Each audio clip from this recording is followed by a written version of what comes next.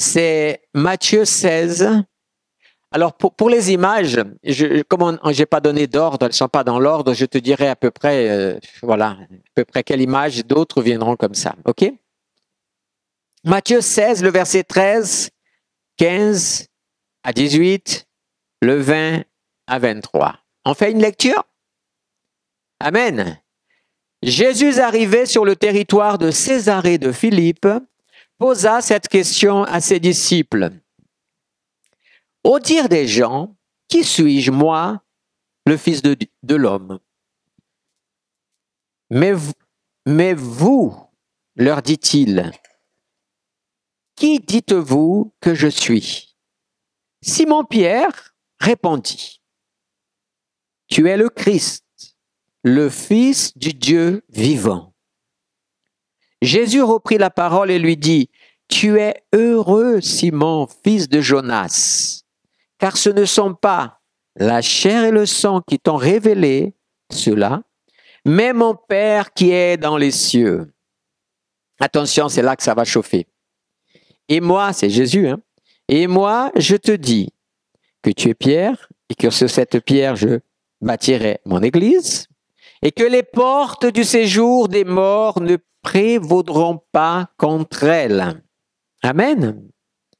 Quand on dit ça, l'Église devrait sauter d'amen, hein, parce que c'est quelque chose de puissant ce que Jésus dit pour notre vie. Hein. Alors, il recommanda sévèrement aux disciples de ne dire à personne qu'il était le Christ. Jésus commença dès lors à montrer à ses disciples qu'il lui fallait aller à Jérusalem, souffrir beaucoup de la part des anciens, des principaux sacrificateurs et des scribes, être mis à mort et ressusciter le troisième jour. Pierre le prit à part et se mit à lui faire des reproches. Dis donc,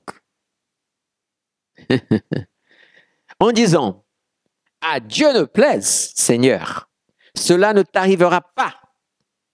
Mais Jésus se retourna et dit à Pierre, arrière de moi, Satan. Tu es pour moi un scandale, car tes pensées ne sont pas celles de Dieu, mais celles des hommes. Ce n'est pas le sujet de ce que je vais vous partager aujourd'hui, mais déjà, il y a deux choses que je dis très souvent. C'est que nous, des fois, on est persuadés qu'on a la pensée de Dieu et que Dieu ceci. Et parfois, la pensée humaine, elle est toujours à l'envers de la pensée de Dieu. Très, très souvent. Et ça, ce serait, mais alors là, quelque chose d'extraordinaire si chaque chrétien pouvait discerner ça dans sa vie. La plupart de nos erreurs, je parle de chrétiens déjà un peu matures, c'est de ne pas connaître la pensée de Dieu et de marcher dans sa pensée. Et puis, dans ce passage, il est dit que Pierre était un scandale parce que ses pensées ne sont pas celles de Dieu. C'est très souvent ce qui arrive parfois. Les gens marchent par leurs pensées et parfois ils causent des scandales et des choses terribles. Jésus vient d'affirmer quelque chose de puissant. Apparemment, ils n'ont pas saisi. Et Pierre, plein de courage qu'il n'avait pas, on sait ce qui va arriver après. Donc, on voit bien que là, c'était pas Pierre, mais bien Satan. Mais waouh, c'est possible ça? Pierre, l'apôtre, il vient de dire que ce qu'il a comme révélation vient de Dieu et dans la minute qui suit, Satan se sert de lui. Ça, c'est un chapitre que les chrétiens se cassent la tête parce qu'ils ne veulent pas admettre que c'est possible. D'abord parce qu'ils pensent que c'est forcément une possession. Mais Jésus n'a pas parlé que c'était une possession, il a dit que les pensées de Pierre n'étaient pas celles de Dieu. Parce que l'esprit qu'il avait inspiré, ce n'était même pas lui, mais l'esprit de Satan qui avait soufflé dans ses oreilles. Et comme je l'ai dit ces derniers temps, très souvent vous pensez que ce sont vos pensées et pas toujours c'est vos pensées. D'où la nécessité aux chrétiens de connaître la pensée, la voix de l'Esprit de Dieu. Demandez ça au Seigneur pour ne pas vous laisser avoir. Alors, voici un petit peu comment j'ai intitulé ce message. Connaissez-vous Césarée de Philippe? Première question. Deuxième question, pourquoi Jésus s'est révélé là-bas? Est-ce que vous savez pourquoi il s'est révélé là-bas? On peut peut-être afficher la carte où je montre à peu près. Jésus est allé à Césarée de Philippe pour poser une question aux disciples. Alors, vous avez la carte ici. Vous voyez un peu ou pas? Vous voyez, là, vous avez le grand là, c'est marqué mer de Galilée, mais c'est pas le mot correct, c'est vraiment lac de Galilée ou de Tibériade. Voilà, vous voyez? Et vous avez le Jourdain, et vous avez ici encore un petit lac, et vous avez un peu plus ici, regardez cet endroit-là, ça s'appelle Césarée de Philippe, ou Bagnas, ou Pagnas, ou d'autres et d'autres noms. Ça a changé tout le temps de nom. Nous sommes ici à l'extrême nord. Nous sommes dans quelle région? Le Golan. Nous sommes dans le Golan. Nous sommes déjà dans ce côté-là où il y a le Liban. Et je peux même vous dire où nous sommes, plus exactement, nous sommes pratiquement au pied du mont Hermon, qui se trouve au Liban. Donc Jésus est sorti de Galilée pour faire 40 kilomètres à pied, pas mal, hein? Pour aller poser une question aux disciples. C'est pour ça que j'ai voulu, quelque part aujourd'hui, attirer votre attention sur l'importance de ce texte. Et pour cela, je vous invite à connaître Césarée de Philippe. Alors, si vous êtes allé à Césarée de Philippe ou vous avez fait un voyage, je ne sais pas si on vous a tout raconté. Si c'était un voyage touristique, certainement, on vous a donné pas mal d'informations, mais je ne sais pas si vous savez tout ce que ça c'était. Et puis, pourquoi Jésus s'est révélé là-bas? Parce que quand vous voyez le texte, jusqu'à ce moment-là, Jésus ne s'était pas encore révélé comme étant le Christ. Et nous sommes déjà à quoi? 3 ans du ministère de Jésus, nous sommes déjà à moins de 6 mois du moment où il va passer par toutes les épreuves pour le salut de l'humanité. Alors Jésus va poser cette question, que disent les hommes? Alors je n'ai pas mis là, mais certains disent que tu es Élie, Jean-Baptiste, Moïse, tout ça. Après Jésus dit, et vous, mes disciples? Vous savez, le Seigneur aimerait que toute l'humanité le connaissent lui, mais les gens ne le connaissent pas. Et donc chacun dit, Jésus c'est un philosophe qui a vécu, Jésus c'est un magicien, un sage, un rabbin. Et pour le monde, il y a toutes sortes parfois d'explications. D'autres disent, certains disent, on dit qu'il est le Messie, etc. Mais ils n'ont pas ça dans le cœur. Mais par contre, quand le Seigneur demande à son peuple, et vous, que dites-vous que je suis?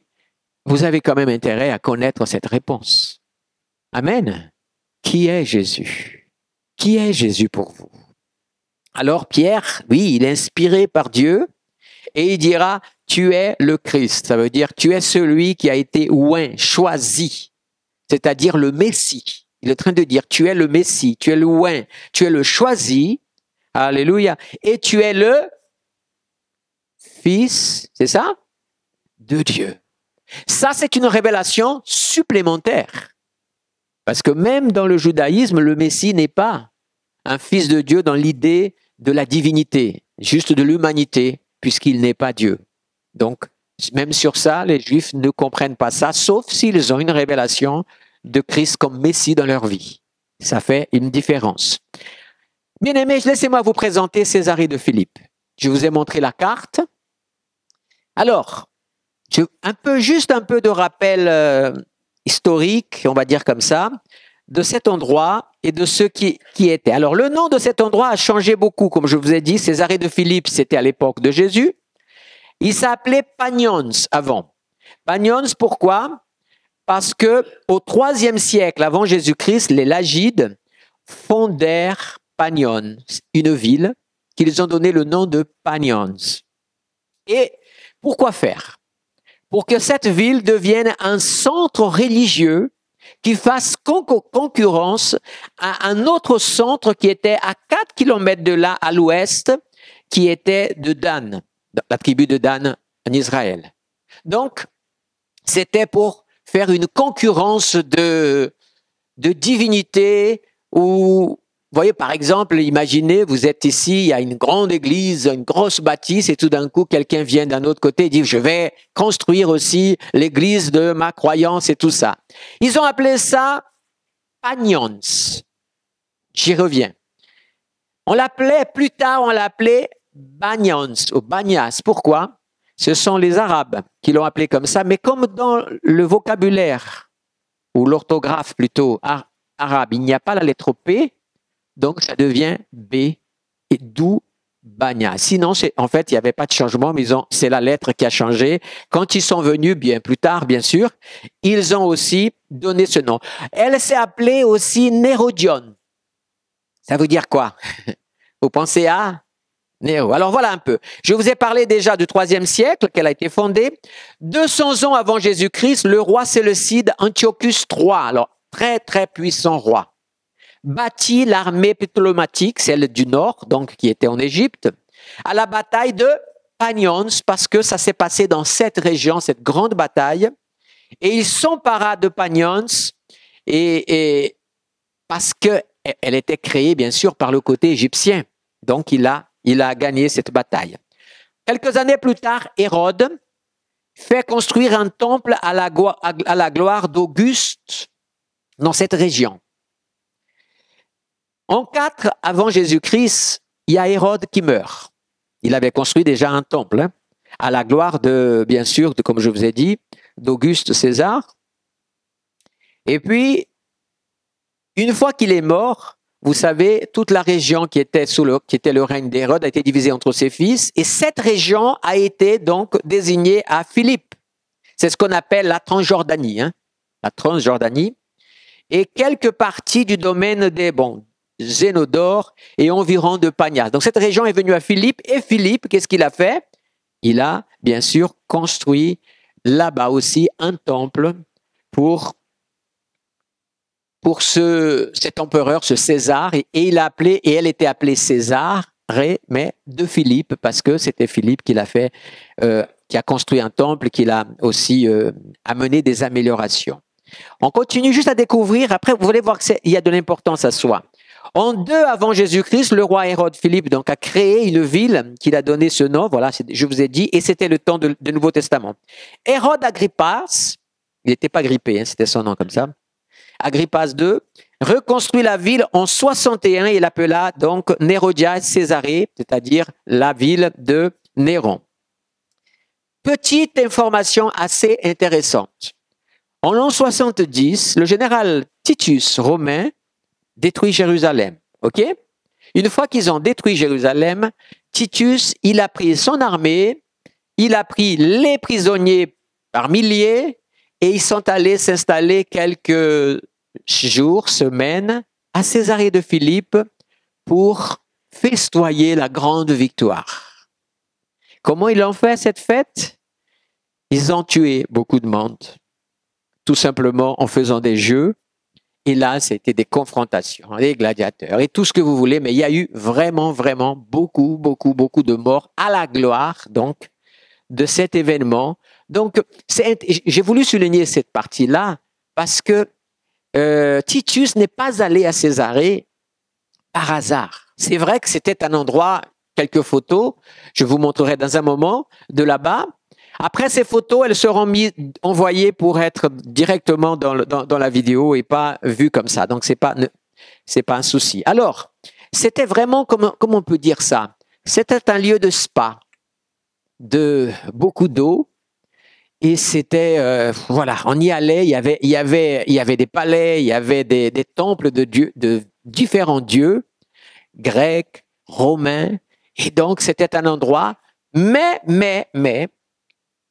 il y avait aussi, en lançant, et je termine avec ça, un temple à Zeus qui fut édifié vers l'an 100, donc par Trajan. Voilà. Panion, qu'est-ce que c'est? Panion. En fait, je vais vous parler un peu de cet endroit qui était consacré à un dieu en particulier qui s'appelait Pan. Le dieu Pan. Tu peux me montrer, alors attention, âme sensible, il n'est pas beau du tout, mais on va l'afficher à un moment, le dieu Pan. Alors là, voilà, regardez. C'est à ça qu'il ressemble, le dieu Pan. Vous voyez, moitié bouc, moitié humain, et il tient une flûte de Pan, que si j'oublie pas tout à l'heure dans mes commentaires, je vous expliquerai de quoi elle est faite et tout ce qu'elle représente. Ok? J'ai pris aussi une photo de ce dieu quand je suis allé, la statue bien sûr, je suis allé au musée d'Athènes. Donc c'est une photo où j'ai coupé le bas de la photo parce qu'elle était vraiment pas acceptable. J'ai montré juste cette partie, vous voyez. Ça c'est le musée d'Athènes où on le voit avec une des nymphes et des femmes. Pourquoi? Parce que le dieu, merci, ce dieu Pan. Alors il faut savoir qu'il est né, bien sûr, il est pas un dieu pour tout le monde dit, mais il est un peu comme Hercule, vous voyez, né d'une femme. Sauf que quand sa mère a donné naissance à Pan, je vous assure, elle est partie en courant, elle n'a plus jamais voulu le voir. Alors, la légende dit qu'Hermès est devenu son père, ou c'était peut-être son père, selon les légendes, c'était lui le père. Bon, mais ça, on est bien sûr dans la mythologie grecque. Et il l'a mené en Olympe auprès des dieux. Alors, il a été bien reçu à un moment donné. À un moment donné, ils en avaient marre parce qu'il était tellement vilain que c'était désagréable de le voir, alors que les dieux sont censés être quand même très beaux. Mais ce dieu, il est particulier et vous allez comprendre pourquoi. Je vais vous donner quelques noms ici qui vont vous faire être familiarisés avec lui. D'abord, c'est le dieu de la chasse et donc des chasseurs. OK? C'est aussi le dieu des troupeaux et des bergers. OK? Un peu aussi le dieu de la musique rustique. D'accord? C'est aussi un peu le dieu de la fécondité et de la sexualité. Une sexualité parfois même sortant de la norme. Je me demande s'il n'est pas un peu inspirateur de tout ce qui est sexualité complètement absurde ou pas normale. Par exemple, je pouvais pas vous montrer. Même moi, j'ai eu, après l'image est restée dans la tête, c'était horrible parce que quand vous faites, en ce document, il était en train de s'accoupler avec une chèvre. Comme il a ce côté bouc, vous voyez, donc il y a des statues ou des représentations beaucoup partout dans le monde de ce Dieu-là. Et donc c'est vrai que c'est terrible comme je suis resté un peu traumatisé pendant un moment d'avoir été tombé sur cette image-là. C'était waouh. Et puis, il y a encore sur lui que je peux vous parler. Il est aussi un joueur de flûte qui a inspiré les frères des contes Grimm en Allemagne, à Hamelin, je crois, par là. Vous savez, il y a un joueur de flûte qui est apparu parce qu'il y avait une invasion de rats. Et puis, qu'est-ce qu'il a fait? Il a joué de la flûte et tous les rats l'ont suivi. Le problème, c'est qu'il y a une histoire réelle, c'est que cette histoire se confond un peu avec une réalité. Est-ce que c'est vraiment une légende de ce qu'il y a eu? Mais apparemment, il y a aussi dans un de ces villages aussi, 130 enfants ont disparu. Il n'y a que 3 enfants qui n'ont pas disparu parce que l'un était handicapé, ne pouvait pas marcher, et l'autre était aveugle et l'autre était sourd. Donc eux, ils ont échappé parce que l'envoûtement de cette musique n'a pas pu. Ils sont restés en arrière et ils ont échappé à cela. Donc vous voyez, c'est un peu le dieu de l'envoûtement aussi quelque part. Un peu de tout ce qui est sorcellerie par différentes façons.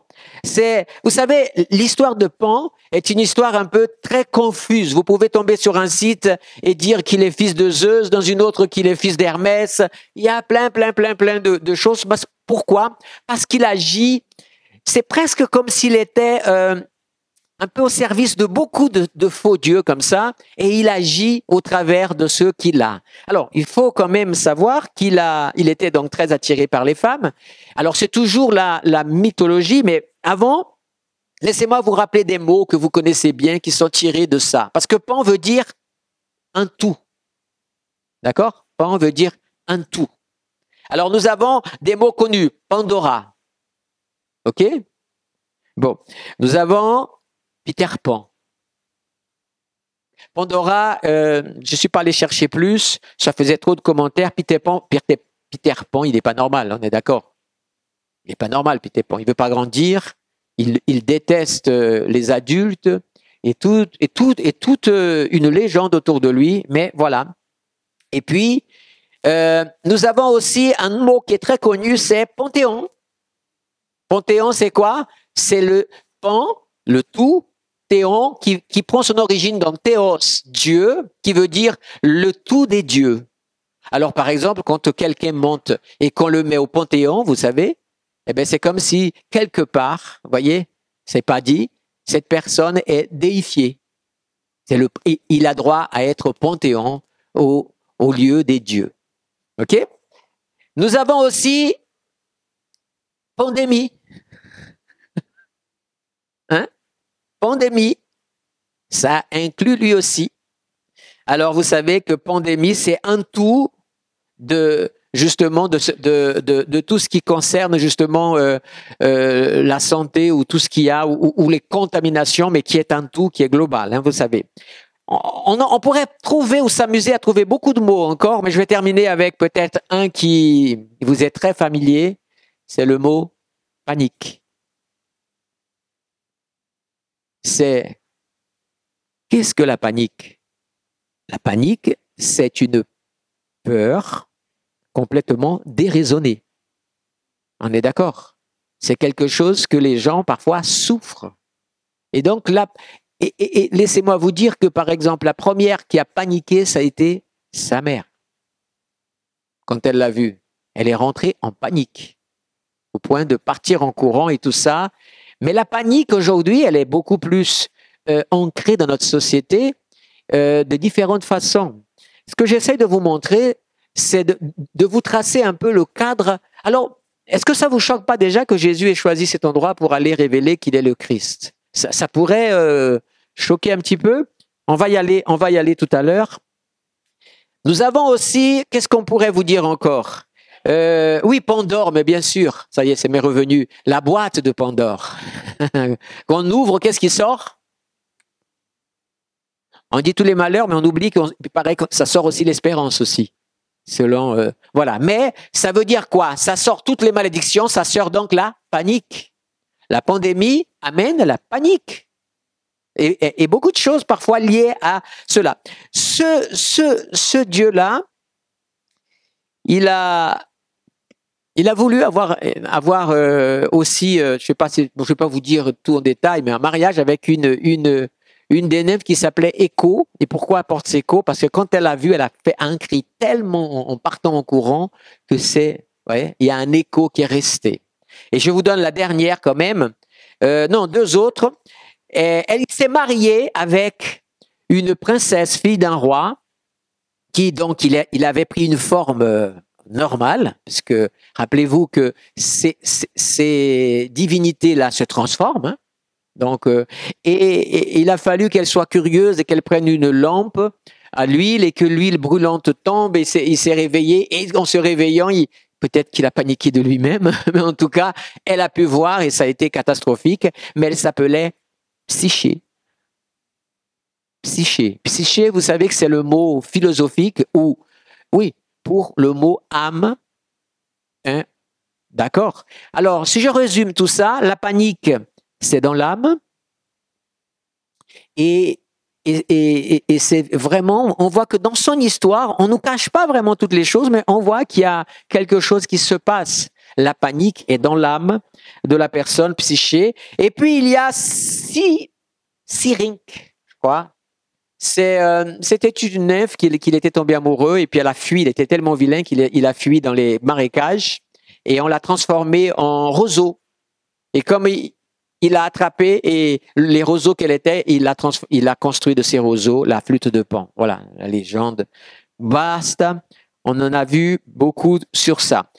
c'est à cet endroit-là. Je voudrais qu'on montre l'image de Banias avec les temples. C'est un dessin d'après l'archéologie, d'après pas mal de formations qui a été fait, puisqu'on n'avait pas de photos de l'époque quand ces temples étaient debout, hein, c'était le 1er siècle.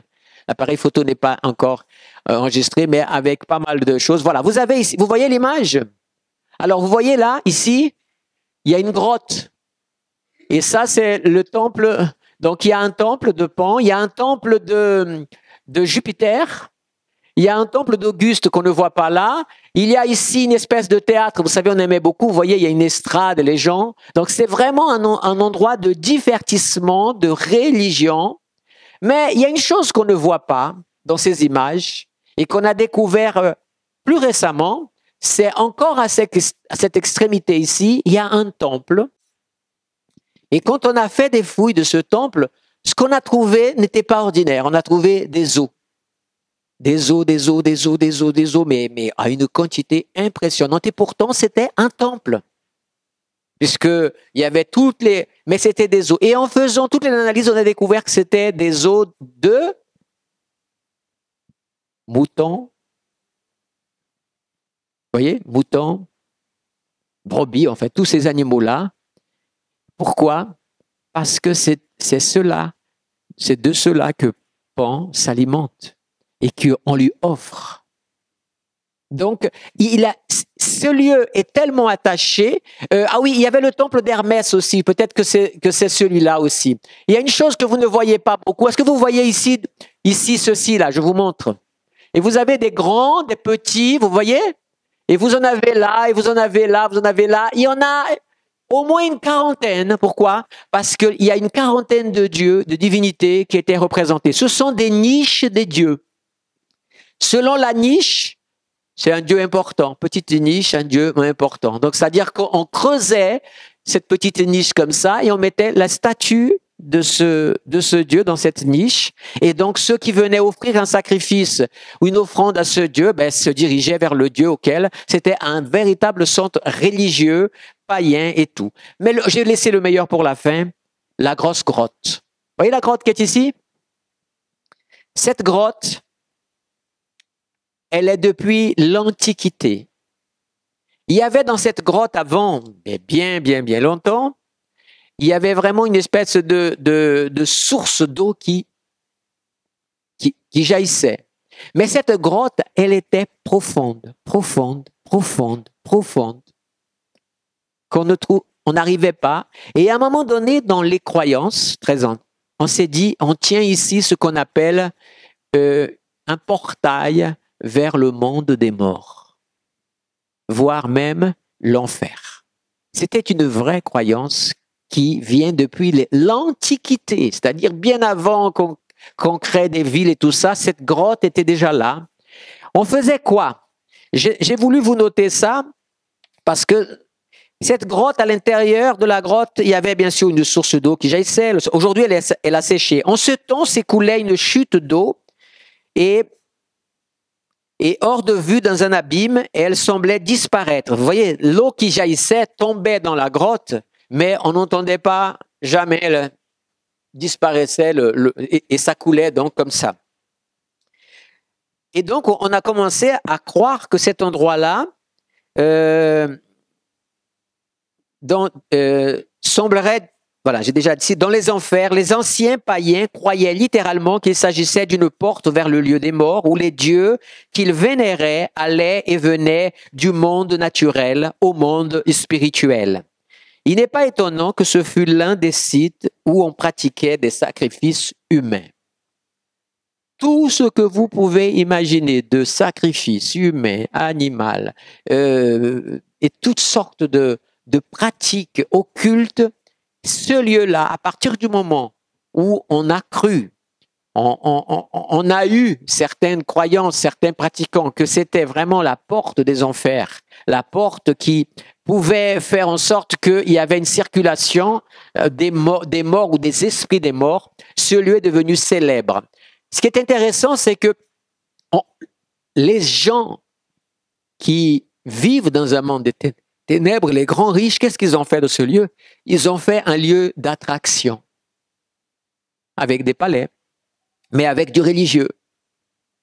Et donc, ces choses-là ont été créées de cette manière-là. Et voilà que Jésus, lui, il dit, on va à Césarée de Philippe. Vous savez, c'était tout sauf un endroit fréquentable pour un juif. D'autres photos. Là, vous avez un temple, vous avez une colonne de Corinthe, vous voyez par la structure qu'elle est. Et vous avez donc ici un temple et là-bas l'autre temple. Et encore ici, vous avez le fameux temple là qui est où il y avait les ossements là de ces animaux. Encore une photo. Voilà, là une photo plus loin, plus distante. Elle est quand même grande, hein. Voilà, bon, elle est asséchée là, hein. Mais le trou n'est plus béant. Il y a certaines choses. Là, on a une image encore où on voit mieux. Vous voyez, les gens rentrent quand même là-dedans parce que maintenant c'est à terre, c'est une grotte. Voilà, pas mal de monde, tout ça. C'est vraiment un site archéologique. Voilà un peu à quoi ça ressemble. En arrière, vous avez l'eau qui coule à volonté. La végétation est luxuriante. Est-ce qu'il y a encore une autre photo de ce genre? En voyons en dernier avant de partir. Cet endroit-là. Laissez-moi maintenant vous parler de la deuxième chose qui est importante. C'est là que se trouve la source du Jourdain. Amen. La source du Jourdain, comment ça se passe? D'abord, laissez-moi vous lire le psaume 133, verset 3. Le psaume 133, verset 3, il est dit « C'est comme la rosée de l'Hermont qui descend sur les montagnes de... » C'est là, écoutez bien la phrase, on le dit tout le temps, mais maintenant vous allez le redire avec une autre vision de ça. C'est là que l'Éternel, toujours pas le verset, que l'Éternel donne la bénédiction, écoutez bien, la vie pour l'éternité. Là, c'est pourquoi? Pourquoi ce verset est-il intéressant et qu'est-ce qu'il représente? Le Jourdain, vous savez, la guerre qu'il y a en Israël et qui dure depuis longtemps, on dit même que 1967, ce fut la guerre aussi pour l'eau. Parce qu'Israël tient un endroit où il y a l'eau en abondance. Et tout autour, sauf dans le Liban, vers l'Hermont et ces régions, mais tous les autres pays comme la Jordanie et d'autres pays, c'est beaucoup plus compliqué pour avoir l'eau. Et comment ça se passe pour le Jourdain? En fait, vous voyez, l'Hermont est connu aussi sur un autre nom qu'on appelait très très ancien, Syris, qui veut dire la montagne de glace. Et donc l'eau descend. Et il y a trois sources, trois rivières différentes qui sortent de l'Hermont et qui se rejoignent ici et qui font qu'il y a quatre sources différentes, une qui vient dedans, une autre qui vient d'une autre rivière, se retrouvent dans cet endroit et donnent naissance au Jourdain. On a eu la chance de partir d'un endroit et de remonter un petit peu le Jourdain comme ça, en marchant, jusqu'à ce qu'on arrive là-bas. C'était vraiment intéressant à voir ça. Donc le Jourdain, une fois qu'il coule, à partir de là, il va couler encore, je crois, 17 kilomètres avant de se jeter donc dans le lac de Tibériade, qui fait 20 kilomètres. Et donc là, c'est toute la vie de cette terre se trouve ici. Ce même Jourdain va continuer après à couler jusqu'aux environs de la mer Morte, où avant il se jetait à la mer Morte. Maintenant, comme c'était un peu de l'eau qui se trouvait, qui se perdait, ils ont fait ils ont dévié, ils ont fait des digues, quelque chose comme ça. Mais qu'est-ce qui s'est passé? Il y a un phénomène qui se passe depuis peu d'années dans cette région, c'est qu'on a, alors j'ai oublié le terme, c'est un terme assez technique, il y a beaucoup de sources souterraines qui sortent. Et quand elles sortent, elles explosent tout. Même la route où passent les voitures en goudron et tout, presque c'est pas la nationale, on va dire comme ça, ils ont dû faire une autre parce que quand ça explose, ça expose. Et donc c'est un endroit vraiment là près de la mer Morte. Donc cet endroit-là est là, la source d'eau. Je vais vous donner une deuxième information encore. Moi en Corse, par exemple, par tous les villages et tout, nous avons des sources d'eau. On est d'accord ou pas? Les Grecs ont passé un temps en Corse. Beaucoup de sources d'eau en Corse, il y a un dieu grec qui est à la source. Vous avez quand même déjà remarqué ça, rassurez-moi. Non? Allez, je vais vous donner deux exemples. Vivario, mon village. Il y a Athéna qui est là. Et donc, il y a la source en haut, mais on a aussi fait sortir l'eau pour sortir au plein de la plate, et Athéna est là. Mais le plus beau à voir, c'est Gizogne. Gizogne. Gizogne, quand vous allez à Gizogne, que vous traversez le petit village de Gizogne en allant du sud vers la plaine, vous traversez Gizogne, il y a une fontaine d'eau et il y a Poséidon qui est là, en train d'offrir à boire. Et je n'ai pas fait tous les villages corses pour savoir, mais je sais, par exemple, quand vous allez vous allez en Italie, par exemple, ok? Vous allez dans des fontaines, il y a toujours une statue d'un dieu qui est là. Vous comprenez l'idée? Les gens ne se rendent pas compte, mais ils boivent de l'eau qui est offerte par ce Dieu. Puisque forcément, ça coule soit par sa bouche, par un endroit. Et les gens boivent cette eau. Mais l'eau, c'est quoi? C'est la vie. Donc, on est en train de boire la vie aussi. Là, je vous parle dans une dimension plus spirituelle que physique, puisque l'eau est la vie, on le sait, mais c'est quand même une sacrée coïncidence que partout où il y a ces sources d'eau, il y a quelque chose, puisque c'est considéré comme sacré, c'est comme l'existence de la vie, il y a ces représentations de ces divinités. Allons voir un peu Jésus maintenant dans cet endroit. Qu'est-ce que Jésus vient faire là? Jésus est allé à l'extrême nord pour traverser ensuite tout le pays et aller presque à l'extrême sud, mais jusqu'à Jérusalem, d'accord? En prêchant, en faisant tout ce qu'il allait à faire pour arriver à Jérusalem pour le sacrifice. À l'autre extrémité, donc à Jérusalem, quand Jésus est sur la croix et qu'il a donné son sang, il n'y a plus de sang, il y a de l'eau qui coule. Il est la source de l'eau, de la vie pour nous aussi, on est d'accord? Mais il est allé dans cet endroit et Jésus aurait pu dire, qui on dit que je suis? Ben moi, nous disons que tu es le Christ, le Fils de Dieu. Bravo, vous avez une bonne révélation. Effectivement, je suis le Christ. Donc, première chose que Jésus fait, il révèle pour la première fois, publiquement à ses disciples, qu'il est effectivement l'envoyé, le Christ, le Seigneur. Et il a choisi de faire cela dans l'endroit le plus représentatif de cette terre, du monde des ténèbres, même des croyances les plus terribles, carrément une porte vers l'enfer, un couloir, un passage où les démons de l'enfer peuvent rentrer et monter et tout ça, un lieu de culte du paganisme le plus ancien, sacrifie des enfants, on prenait les enfants après les avoir offerts, on jetait dans le trou on jetait dans la grotte et ils tombaient dans les abîmes et tout ça. Ça a duré comme ça très très longtemps. Donc le Seigneur est venu faire quoi ici? Il est venu, et c'est pour ça qu'il dit cette phrase. Et moi, je te dis que tu es Pierre, et que sur cette pierre, je bâtirai mon église. Je ne vais pas trop développer cette idée-là, qu'il y a discussion sur la question de comment Jésus dit cela. Certaines croyances disent que Jésus a annoncé la primauté de Pierre, etc., sur l'église, etc. Ce que je veux dire, moi, je peux vous dire une chose. Quand Jésus dit comme ça, tu vois Pierre, toi, Jésus connaissait Pierre ou pas? Il savait qui étaient ses disciples ou pas? Est-ce que les disciples étaient prêts ou pas?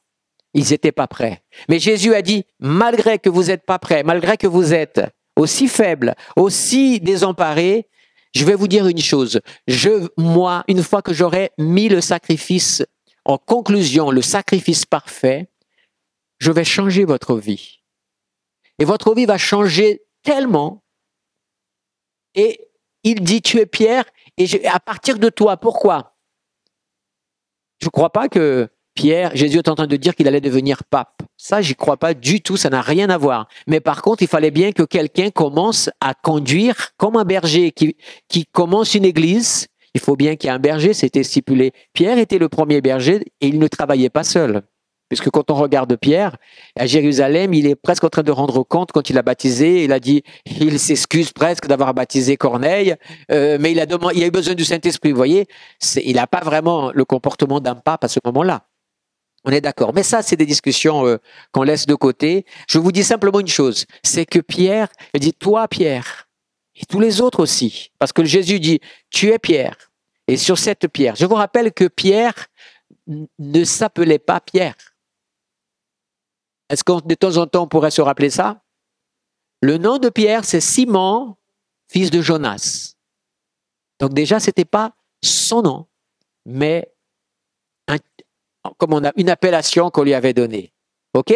C'est important de savoir ça parce que quand Jésus prend ton identité, il prend ton identité. Donc, déjà, d'ailleurs, il le cite, hein? Il va le citer, le véritable nom de Pierre dans cette phrase, non? Heureux es-tu, Simon, fils de Jonas. Il aurait pu dire, heureux es-tu, Pierre. Mais il parle parce qu'il a été un instrument.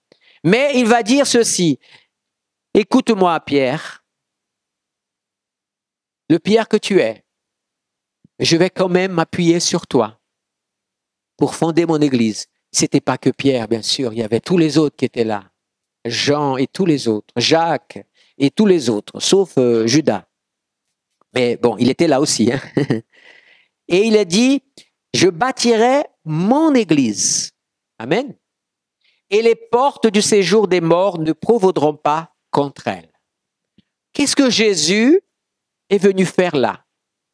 Je veux m'avancer vers vous. Quand Jésus a commencé son ministère, qu'il a été baptisé, Satan est venu en personne le défier. On est d'accord? Et il est parti, on va dire, sans le résultat qu'il escomptait. Ça, c'était le début. Maintenant, nous sommes à la fin du ministère. Maintenant, c'est Jésus. Et Jésus nous montre quelque chose à nous, chrétiens, que nous sommes en train parfois de fuir, de missionner de tout ce domaine-là. Et c'est là où l'Église peut-être pêche le plus. C'est de ne pas connaître les réalités de Dieu, les plans de Dieu pour sa vie, ne pas connaître vraiment qui est Jésus et l'autorité qu'il y a en Jésus. Et la plupart des chrétiens parfois sont là pleins de panique, pleins de peur, pleins de timidité, pleins de tellement de choses. Et ils n'ont même pas la foi, parfois, pour que quand il y a une intervention de Dieu de leur vie, de croire que le Seigneur va guérir. C'est un véritable l'Église. Et pourtant, cette Église, avec tous ses défauts et ses faiblesses, le Seigneur continue à compter sur elle. Il ne fera pas ce que nous avons à faire, mais il le fera au travers de ceux qui se laissent utiliser par lui. Alors, qu'est-ce que Jésus vient faire? Jésus dit, l'endroit par excellence où il y a le trône de Satan, vous voyez ce que je veux dire?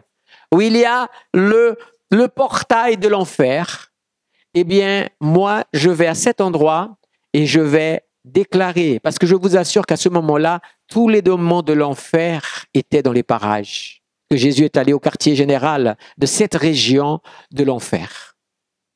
Et Jésus était là. Comment je sais que les démons étaient là? C'est que quand un chrétien ne veille pas, il peut passer du chaud au froid et du froid au chaud en une seconde, s'il ne veille pas. Et voyez, Pierre, c'est ce qui s'est passé. À un moment donné, Pierre, il entend Jésus dire.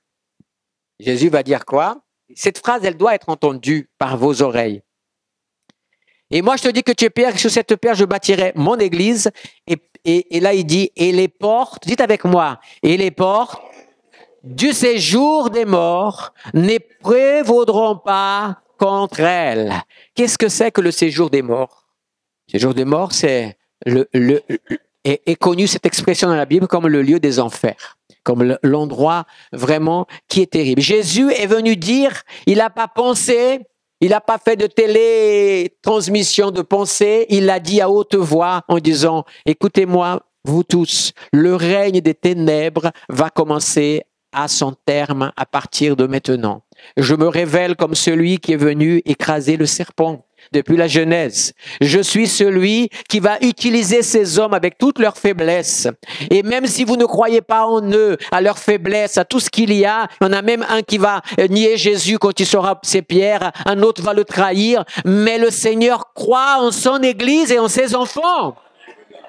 Et ça, il faut que ça rentre dans notre cœur. Il faut que ça rentre dans notre cœur. Il faut qu'on arrête d'être tout le temps en train de trouver des excuses à nos péchés, à nos faiblesses. Dieu ne veut pas entendre des excuses, Dieu veut entendre des repentances. Parce que lui, il ne pardonne que ceux qui se repentissent. Ceux qui s'excusent n'ont pas le pardon parce qu'ils ne demandent pas pardon. Ils ne se repentent pas de leur péché. Mais le Seigneur veut utiliser. Alors il a dit les portes de l'enfer. Le Seigneur est venu faire à partir de maintenant, sachez que regardez, c'est comme si Jésus avait un compte à rebours. À partir de maintenant, dans tant de jours, tant de mois, tant de jours, tant d'heures, le temps pour vous est fini. Les portes de l'enfer ici vont se fermer. Amen. C'est ce que le Seigneur est venu faire dans cet endroit, un endroit de tellement de choses abominables. Celui qui domine dans cet endroit et qui utilise, je vais vous dire une réalité que je crois depuis bien longtemps. Vous savez ce qui fait que parfois un démon peut rentrer chez quelqu'un? La peur. La peur est un canal qui ouvre les portes aux démons. Quand tu paniques, les démons peuvent à ce moment-là se saisir de toi. Job, il a exprimé comme ça quelque chose. La chose que je craignais le plus, qui m'est arrivée. Quand on est dans la peur, on est dans la superstition. Et il y a tellement de choses. Un jour, il y a une histoire toute bête. Il y avait un jeune homme qui marchait, il avait un pantalon jean. Et il marchait, et puis il y a une petite pluie qui est tombée, mais ça a quand même mouillé. Et tout d'un coup, il a commencé à marcher, il était très tard dans la nuit, et tout d'un coup, il entend tchac, tchac, quelque chose comme si c'était derrière lui. Tchac, tchac. Et il dit, il a eu peur, et la peur est arrivée. Et il a commencé, et plus il accélérait, plus il a failli avoir une crise cardiaque, tout simplement parce que son pantalon se frottait. Ah, mais vous savez, ça peut arriver. C'est terrible, hein? Pourquoi je vous donne cette illustration-là? Parce que la peur est capable de tellement de choses. La peur est capable, pourquoi? Parce qu'elle va agir dans votre pensée. Le démon de la peur, le démon de la terreur, le démon qui va ouvrir la porte pour que d'autres viennent, il va tout faire. Pourquoi? Parce que celui qui est en Christ, il est une nouvelle créature et il ne vit pas dans la peur ni dans le règne de la peur. Pourquoi nous devons chercher? Pourquoi Jésus s'est fâché avec les disciples au moment de la tempête? Parce qu'ils ont eu peur. Parce qu'ils ont eu peur. Jésus a dit, j'accepte tout. J'accepte vos faiblesses, j'accepte tout, mais je ne peux pas accepter que vous ayez peur alors que je suis avec vous. Chasse ta peur. Chasse ta peur au nom de Jésus. Chasse tes peurs. Il y en a qui ont peur de réussir. Il y en a des peurs. Ah, mais si le Seigneur m'appelle, je vais mal faire. Et tu commences à raconter des histoires et le diable a dit, c'est très bien. Continue à penser comme ça. Continue à penser comme ça et je te tiendrai paralysé.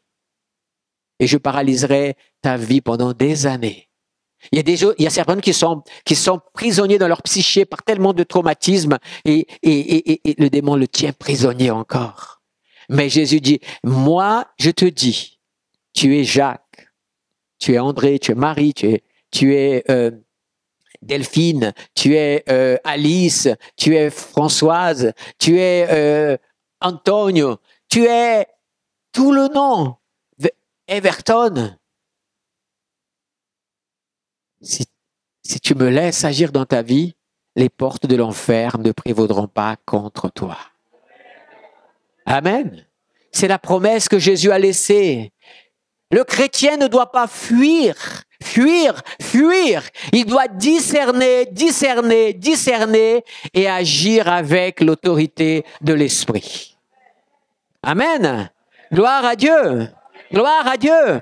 Gloire à Dieu, Église. Béni soit le nom de l'Éternel. Jésus va dire comme ça, je vais souffrir. On va me tuer. Mais il dit, je vais ressusciter, mais Pierre n'entend plus.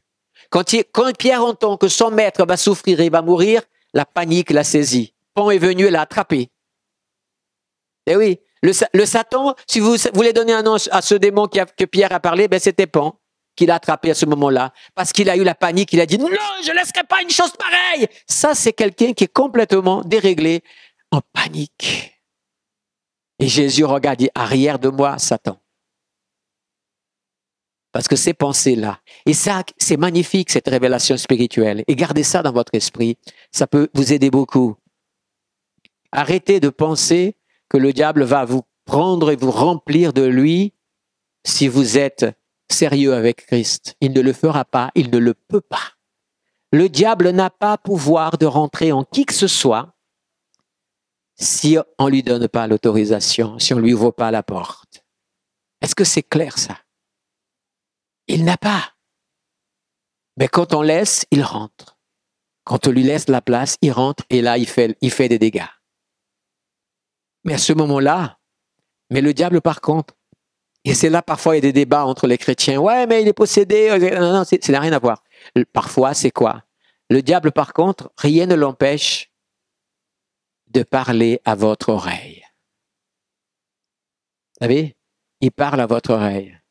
Va pas à l'église aujourd'hui, il pleut.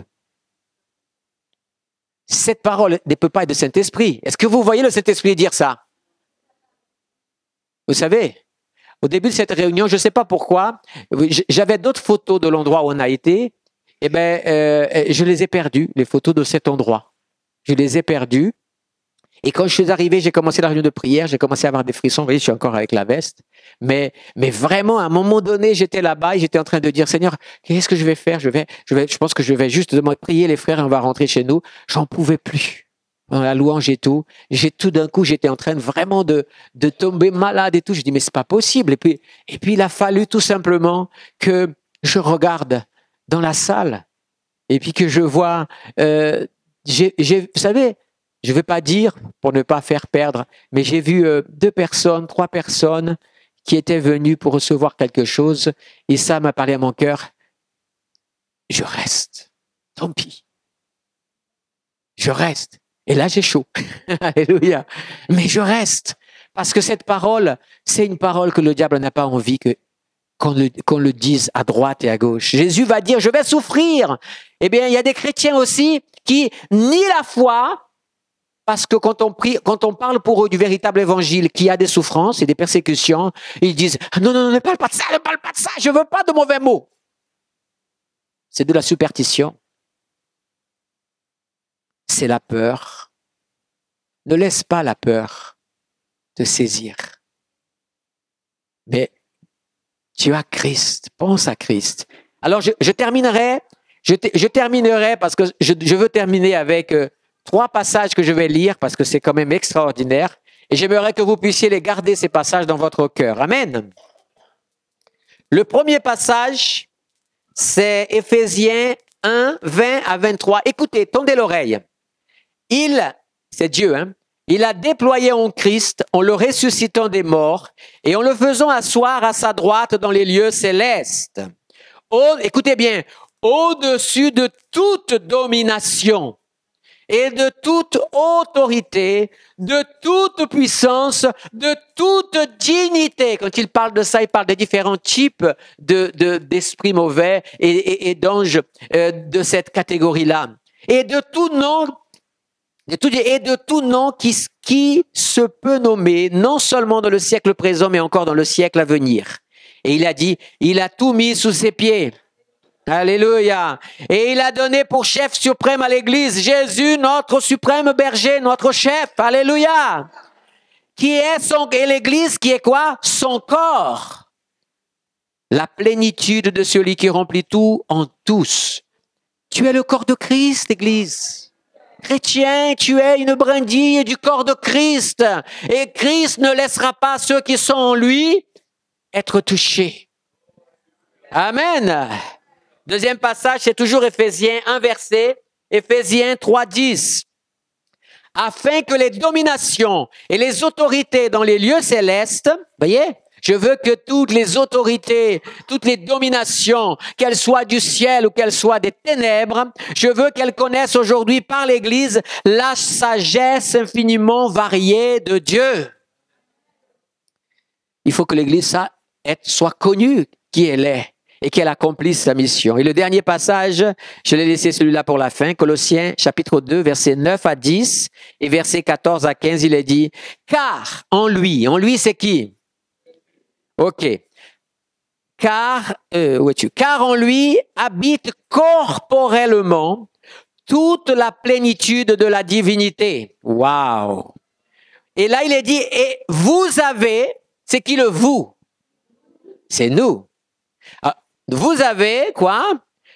Tout pleinement en lui, qui est le chef de toute dénomination et de toute autorité. Et comme le diable aime accuser, le verset 14 est là pour une clé que tu peux utiliser tous les jours de ta vie, à l'heure que tu veux, pour effacer les pensées que le diable met dans ton esprit. Il dit, il a effacé l'acte dont les ordonnances nous condamnaient et qui subsistait contre nous. Et il l'a détruit en le clouant à la croix. Jésus, il n'a pas pris le dossier de ta vie et il a mis dans un coin, j'ai un dossier contre toi, où tu marches bien dans ma présence, où je sors le dossier. Ça, c'est le diable qui fait cela. Le diable, il sort. Toi, t'es chrétien, toi, tu vas à l'église, toi, tu fais ça, mais regarde, moi, j'ai un dossier sur toi. Alors, comme on dit dans cette histoire qui se raconte sur Luther, que Luther, à un moment donné, il a fini d'être accablé, il a dit, montre-moi la liste. Et Satan a montré toute la liste des péchés de Luther et il péchait depuis longtemps. Mais à la fin, il a pris la plume, il a mouillé dans l'encre rouge et il a écrit « Le sang de Jésus me purifie de tous mes péchés ». Alléluia. Tu peux faire ça aussi? Tu peux faire ça aussi chaque fois que l'adversaire te met au défi de ta foi et de te diminuer. Et le verset se termine parce que c'est pas fini. Il a dépouillé les dominations et les autorités et les a livrées publiquement au spectacle en triomphant d'elles à la croix. Vous savez ce qu'il a fait? Rome, quand il gagnait un royaume, ils ont fait ça avec Vercingétorix, par exemple. J'ai entendu dire qu'ils ont fait ça, mais ils ont fait avec d'autres leaders. Vous savez ce qu'ils faisaient? Égypte faisait ça aussi. Quand ils étaient vainqueurs d'un royaume, ils prenaient le roi, ils ne le tuaient pas.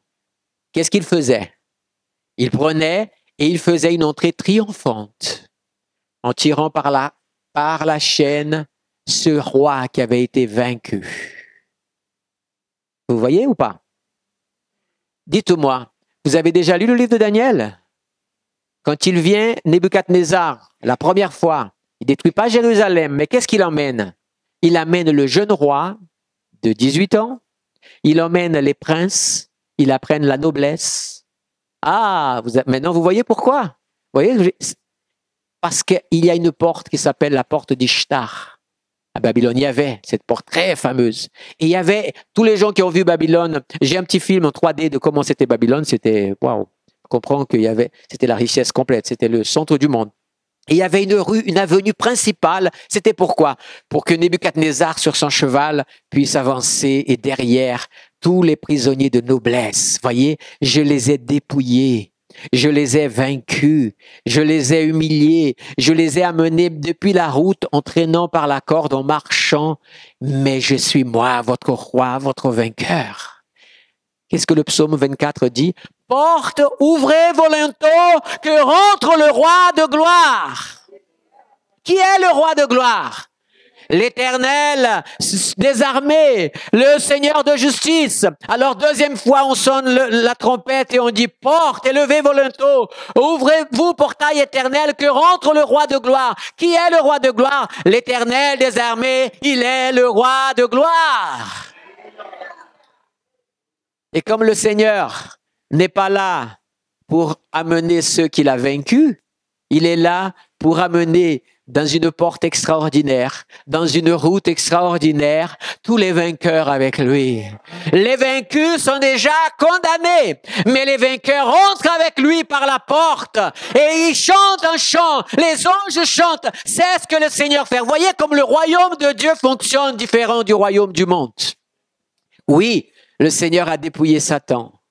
Le Seigneur a rendu. C'est comme des fois les gens qui humiliaient les autres. J'avais déjà entendu ça dans le Moyen-Âge. On prenait la personne, on mettait du goudron et de la plume, tout nu, on le lâchait comme ça pour l'humilier. C'était horrible. Hein? C'est la même pensée. Hein? C'est la même pensée. Le diable a des pensées d'humiliation pour toi. Il a des pensées de t'humilier, de te garder sous son pied. Mais Dieu a des projets pour toi que le diable n'imagine pas. Et si tu te mets dans la voie de l'Éternel, il accomplira ses projets.